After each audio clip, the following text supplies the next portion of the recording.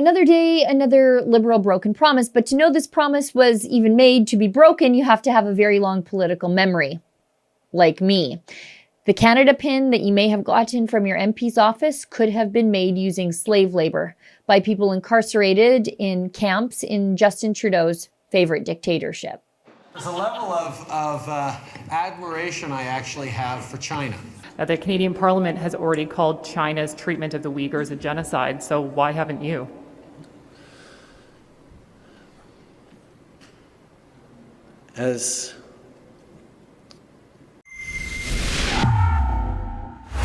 Did you know that the Department of Heritage bought over $300,000 worth of maple leaf pins made in China in the last 2 years? Now, that department, they were the worst offender, but they weren't the most repulsive offender.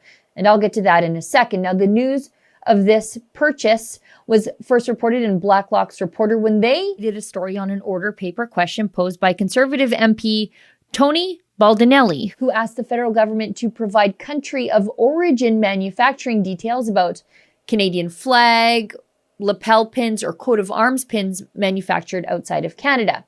Now, I've got the order paper response here from the federal government, and I'll publish it for you so that you can look through it for yourself. Don't take my word for these things. On page 39, we can see that 700 units of these pins for a total of nearly $1,050 were purchased by Natural Resources Canada, and they were manufactured in China, although they tell me the vendor was Canadian. On page 43, we can see that in excess of $300,000 worth of these Chinese-made pins were purchased by the Canadian Heritage Ministry. Again, the worst offender, but not the most repulsive offender.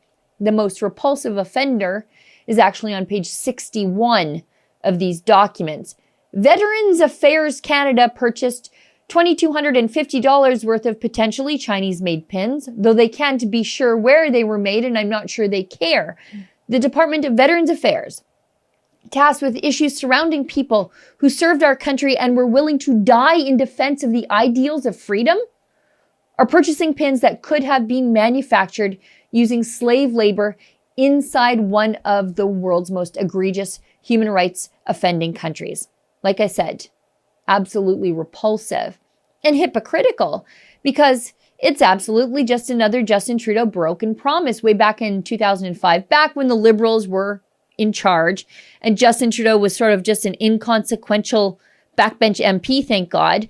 They promised that they would be sourcing these Canadian pins from Canada. I guess that Liberal government didn't realize that one day they'd have a leader of the party who saw the authoritarian genocidaires in China as his favorite dictatorship. We continue to call out vicious human rights abuses around the world, including against the Uyghurs in Xinjiang by the Chinese government.